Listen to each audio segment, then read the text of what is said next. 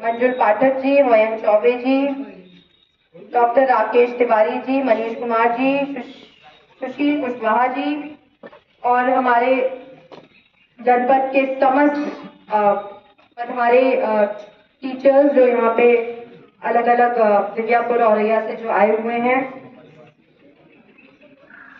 हमारे यहाँ इस विद्यालय के कर्मचारी और मेरे प्यारे बच्चे, कल आपने सर इनविटेशन दिया था आने के लिए और वो इनविटेशन मुझे मिला नहीं था और रात में सर ने मुझे व्हाट्सएप किया कि मैम बच्चे आपको बुला रहे हैं और स्कूल में हम रखना चाहते हैं। मैं कानपुर में थी कल और मैंने सर को इवनिंग में कंफर्मेशन दिया था कि सर ठीक है मैं आती हूँ इस प्रोग्राम के लिए और अभी प्रोग्राम करके ही मैं वापस कानपुर निकल जाऊंगी। और जस्ट बिकॉज क्योंकि बच्चों से बहुत ज्यादा लगाव है, पहली बार भी कार्यक्रम करने आई थी तो भी बच्चों ने बहुत ही अच्छे से ऑर्गेनाइज किया था प्रोग्राम और मैं हमेशा ही 2 बार आई हूँ और हमेशा ही जितनी बार भी आई हूँ एक अलग ही प्यार मिला है स्कूल से और हमेशा ही एक कहते ना वाइब्स होती है जो कनेक्ट कर जाती है, तो एक वाइब्स कनेक्ट हो गई है स्कूल से, तो जब भी आऊंगी मुझे हमेशा ही अच्छा लगता है। इसलिए मैंने पूछा कि 12th क्लास के बच्चे अब कौन है और कौन निकल जाएंगे, तो अब जो निकल जाएंगे उनसे मैं गाँव में मिलूंगी और संपर्क जब आप चले जाएंगे तब आप सर लोगों से लीजिएगा मेरा। उसके साथ ही बहुत ज्यादा समय ना लेते हुए, क्योंकि प्रदर्शनी देखते देखते बहुत समय हो गया और समय का ध्यान रखते हुए मैं पहले एक्सपेरिमेंट्स और प्रोजेक्ट्स के बारे में बात करूंगी। सभी बच्चों ने बहुत मेहनत करी अपने प्रोजेक्ट्स लेके आना इतनी दूर से, जो बाबरपुर और कचौसी लहरापुर के बच्चे थे वो इतनी दूर से प्रोजेक्ट्स लेके आना, तो थोड़ा बहुत हो जाता है कि कुछ छूट गया या कुछ मिस हो गया, तो इट्स ओके। आपका हार्डवर्क सबसे मेन है कि आप इतना मेहनत करके इतनी दूर से आप अपने प्रोजेक्ट्स यहाँ पे लेके आए, तो अपने लिए एक बार जोरदार तालियां। इसके बाद मैंने सर से भी कहा था जब आप प्रोजेक्ट्स बनाते हैं ना तो उसका एक सेलिंग पॉइंट भी नेक्स्ट टाइम से हम ध्यान में रखकर उसको भी हम कंसिडर करेंगे। सेलिंग पॉइंट का मतलब जैसे वो स्पीकर बनाया था एक बच्चे ने, किसने बनाया था? आपने स्पीकर बनाया ना, तो अभी हम स्पीकर के जितने भी प्रोडक्ट्स यूज हुए हैं उसका हम कॉस्टिंग निकालेंगे, ठीक है? क्योंकि जब हम जब पढ़ाई भी कर रहे होते हैं ना, तो हम पढ़ाई भी आगे के लिए करते हैं कि हम लाइफ में आगे कैसे ग्रो करेंगे, हम अपना प्रोडक्ट भी कैसे बेचेंगे मार्केट में, करेक्ट?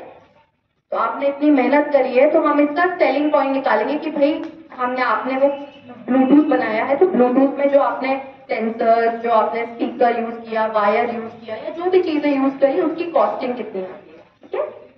सर मैं कंसिडर करूंगी कि नेक्स्ट टाइम से हम बच्चों को ये भी सिखाएं, क्योंकि हम जब भी प्रोडक्ट बनाते हैं, कोई भी प्रोडक्ट हो, उसका प्रोडक्ट हो या फिर एक ईंट वाला बनाया था उसने जो ईंट उठाने वाला, एक और जो पाइप, खेतों में जो पाइप समेटने वाला, ये सब प्रोडक्ट्स बहुत अच्छे थे और ये नॉर्मल लाइफ में भी यूजफुल है, क्योंकि अभी गाँव में स्पीकर ब्लूटूथ खरीदना वुड बी डिफिकल्ट, तो this is an easier option कि आप ऐसे बना के आप यूज कर सकते हैं गांव में, और शादी वगैरह बर्थडे पार्टी से तो छोटी मोटी हम बनाते रहते हैं, तो बहुत अच्छी चीज है।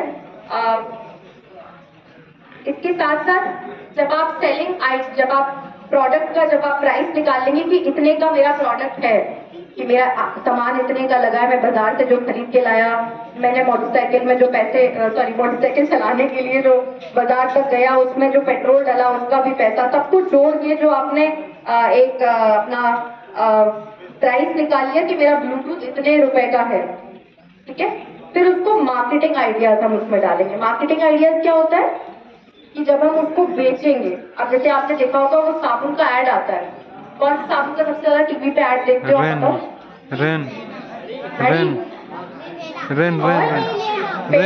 और निर्मा का ऐड आता है, वेरी गुड, और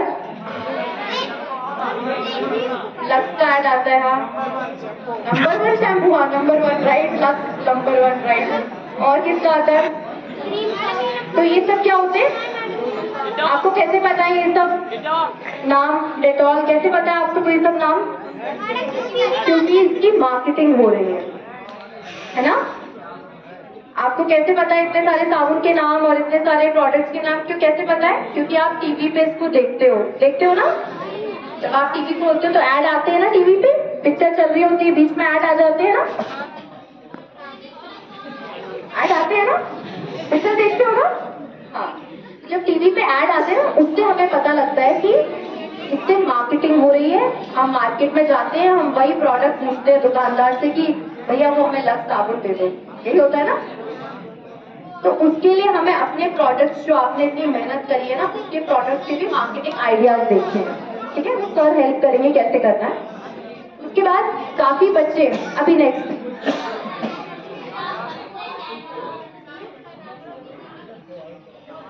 नेक्स्ट जब हम प्रोडक्ट्स बनाते हैं, स्पेशली साइंस के एक्सपेरिमेंट्स के साथ क्या होता है, जब आप बनाते हैं तो हम हमेशा साइंस में हमेशा वाई जानना होता है।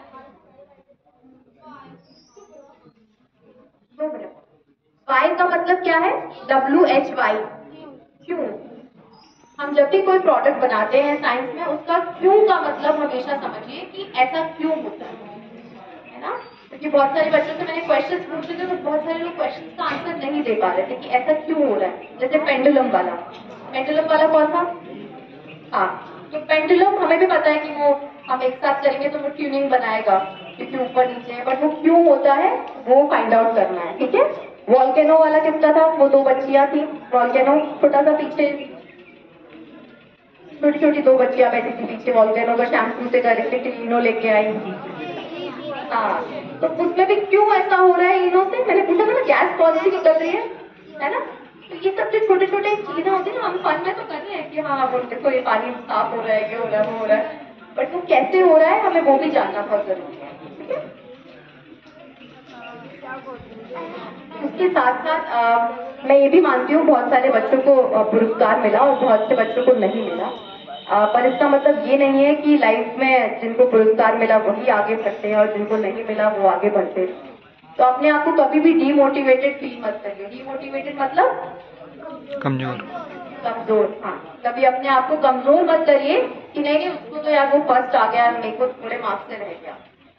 कोई बात नहीं, आपकी नेक्स्ट टाइम चांस आएगी, आप नेक्स्ट टाइम आगे बढ़ोगे। पर मेन मोटिव क्या होता है कि लाइफ में आप एक सामाजिक और एक अच्छे व्यक्ति कैसे बनते हैं, है ना? आपकी एक अलग छवि कैसे बनती है, आप एक अलग अपने आप को रिप्रेजेंट कैसे करते हैं। जैसे बहुत से बच्चों ने इतनी मेहनत की थी, वो एक किसी ने बॉडी स्ट्रक्चर बनाया था, अंदर वेन्स बनाई थी, इधर किसी लड़की ने बनाया था, हाँ, बट वो एक्सप्लेन नहीं कर पा रही थी। नहीं, अच्छा ओके, वो भाभी का था नहीं, एक और लड़की थी शायद आप ही की एक्सटेंट, हाँ ओके। अच्छा, तो ऐसे बहुत सी चीजें थी। जब हम प्रोडक्ट्स पे मेहनत करते हैं उसको एक्सप्लेन भी करना सीखिए, क्योंकि जब आप कहते ना वो जो दिखेगा नहीं वो बिकेगा नहीं, तो जब तक आप अपना माल दिखाओगे नहीं अच्छे से तो वो बिकेगा भी नहीं, करेक्ट है ना? तो जब आपने मेहनत की ना तो उसको एक्सप्लेन करना भी सीखिए, ठीक है? लाइफ में मैं हमेशा, पिछली बार भी मैं आई थी तो मैंने आपको बोला था कि YouTube पे DIY जरूर देखा करो, वो आपको हमेशा लाइफ में काम आएगा। किसी भी चीज का है DIY, चाहो तो नोट कर लो, है ना? और उसको सर्च करो, इवन फॉर बॉयज, किसी भी चीज के लिए हो ना, क्योंकि हम भारतीय लोगों को जुगाड़ू कहा जाता है, ये पता है ना सबको? हम लोग विश्व में बड़े प्रसिद्ध हैं और हमें जुगाड़ू बोला जाता है। हम जुगाड़ की चीजें बनाते हैं और उसको अवेल भी करते हैं और बाहर जाके हमारी जुगाड़ू चीजें इस्तेमाल की जाती है और उसको महंगे प्राइसेस में बेचा जाता है। तो इसको भी समझते हुए मैं लिटरली सर, जब आपने मुझे थैंक यू, ये जो बच्चों ने बनाया, आप लोगों ने रात भर में इसको कंप्लीट किया, आभार पत्र, इसके लिए बहुत बहुत धन्यवाद। एक तो लिटरली जब आपने मुझे स्टोरी बताई कि बच्चों जब जा रहे थे बस में और जब उनको कार भी दिखी तो उनके लिए बहुत बड़ी चीज थी, तो मैं थोड़ा इमोशनल हो गई, क्योंकि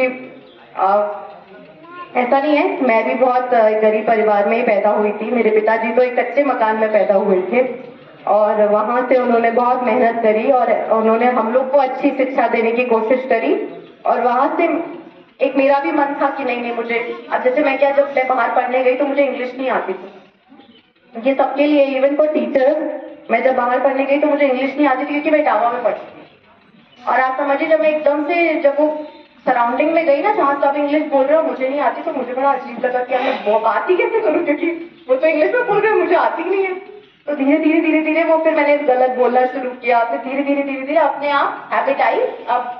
अब इतनी फ्लुएंट हो गई कि हिंदी वीक हो गई है, इंग्लिश अच्छी हो गई है। क्योंकि 10 साल इंग्लिश बोलते बोलते हो गया है, तो कभी कभी कुछ बच्चे बता रहे थे, जैसे विंड एनर्जी को मैं बोल रही थी तो वो हिंदी में मुझे बता रही थी, तो क्योंकि इंग्लिश मीडियम में रहे। तो ये कुछ प्रोज एंड कॉन्स हैं, लाइफ में आगे बढ़ो और काम करते रहो, अच्छा सीखो, और आप लोग खुद ही समझदार हो, कभी मेरी जरूरत पड़े तो आप लोग मुझे बताइए। Most welcome. आप सभी का बहुत बहुत धन्यवाद, आपने मुझे आमंत्रित किया। सर ने बहुत पहले ही 7 नवंबर डेट बताई थी, बट मैंने सबको बोला था सर कंफर्मेशन नहीं है, बट इस तरीके से आप लोग मुझे इनवाइट करते हैं कि ऑटोमेटिकली मैं आ जाती हूँ। सभी का बहुत बहुत धन्यवाद। सभी लोग बहुत समय से इंतजार कर रहे हैं, सारे विद्यार्थियों का बहुत बहुत, टीचर्स हमारे जो यहाँ पर हैं, सभी का बहुत बहुत धन्यवाद, आभार व्यक्त करती हूँ। Thank you so much. जय हिंद, जय भारत।